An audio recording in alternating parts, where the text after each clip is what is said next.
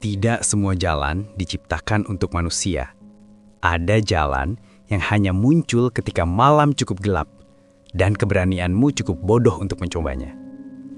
Cerita ini bukan sekedar kisah tersesat, tapi tentang dua orang yang hampir tidak diizinkan pulang.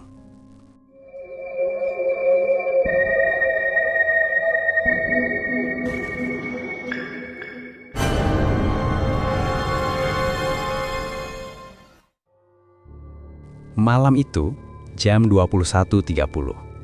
Hujan baru saja reda, jalanan masih basah. Raka dan Bayu baru pulang dari rumah teman di desa seberang gunung. Jam menunjukkan 22.47 malam. Langit hitam tanpa bintang. Hanya cahaya bulan pucat yang sesekali tertutup awan. Motor tua yang dikendarai Raka melaju pelan.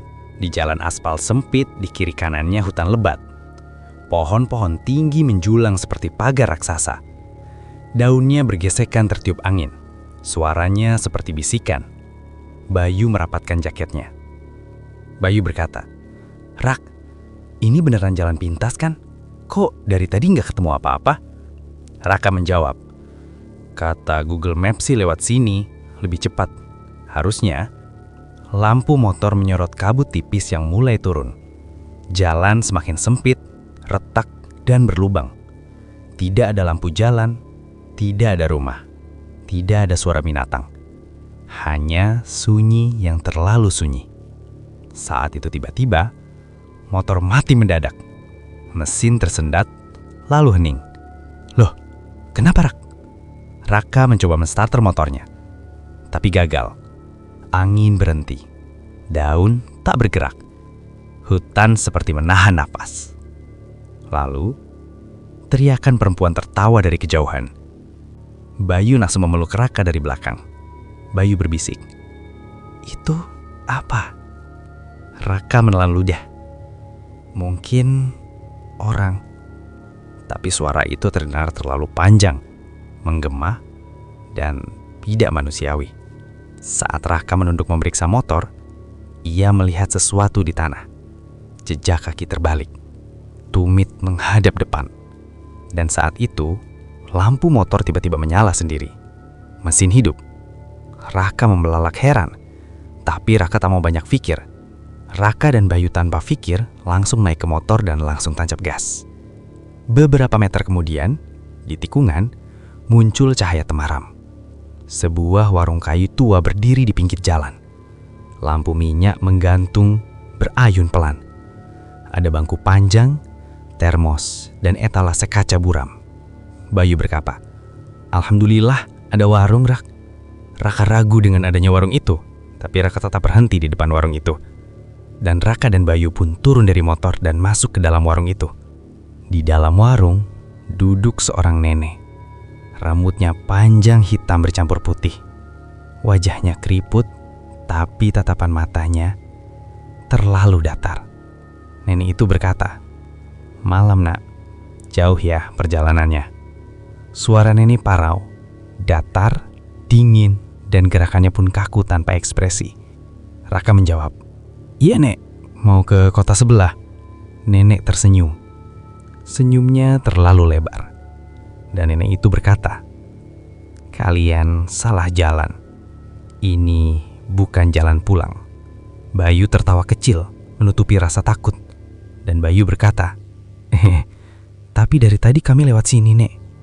Nenek menatap Bayu dan Raka lama. Terlalu lama. Bayu dan Raka pun keheranan. Pada akhirnya nenek itu berkata, "Yang lewat sini jarang bisa pulang, Nak." Setelah nenek itu berkata demikian, suasana seketika berubah. Raka dan Bayu merasa bau anyir, seperti darah bercampur tanah basah. Mereka melirik etalase warung. Di dalamnya, kepala manusia tersusun rapi, matanya masih terbuka. Bayu teriak, Raka melonjak mundur. Mereka ketakutan, panik, pergi keluar dari warung. "Yuk, gas, sekarang!" Saat mereka naik motor, nenek itu berdiri. Kakinya tidak menyentuh tanah. Warung itu perlahan menghilang, seolah tertelan kabut.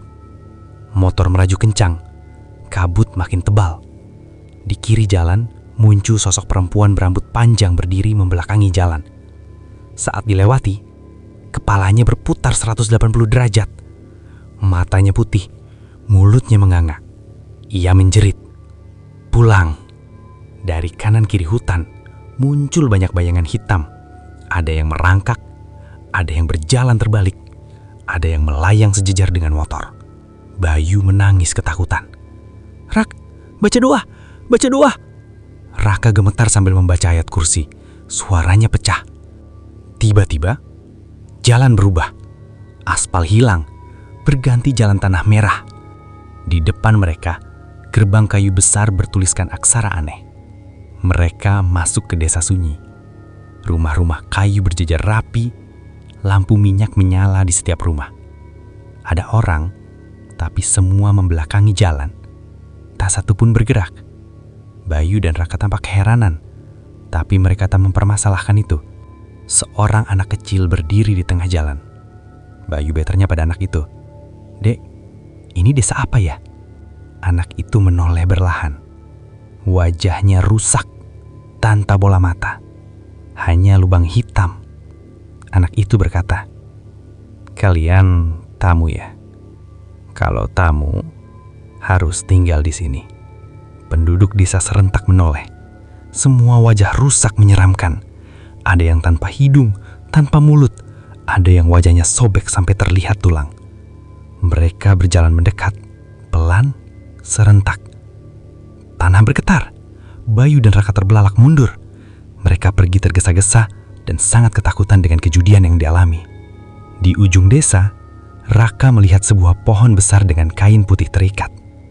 Raka mengurangi kecepatan motornya, dan ketika ingin berhenti, tiba-tiba terdengar suara laki-laki tua menggema, "Jangan turun, jangan menengok, gas terus."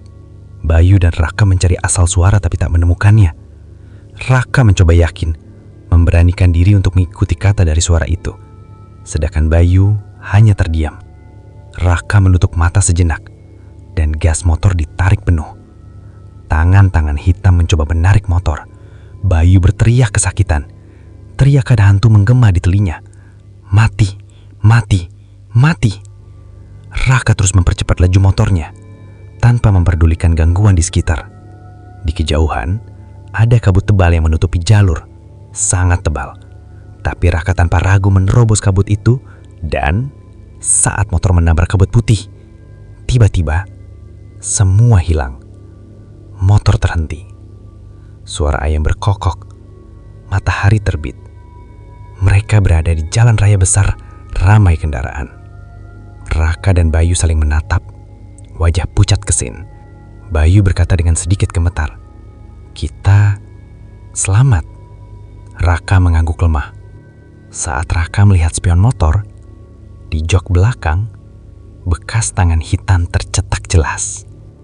Dan saat mereka hendak meninggalkan tempat itu untuk menuju pulang, tiba-tiba terdengar bisikan pelan, "Lain kali, kalian jangan coba-coba lewat sini lagi.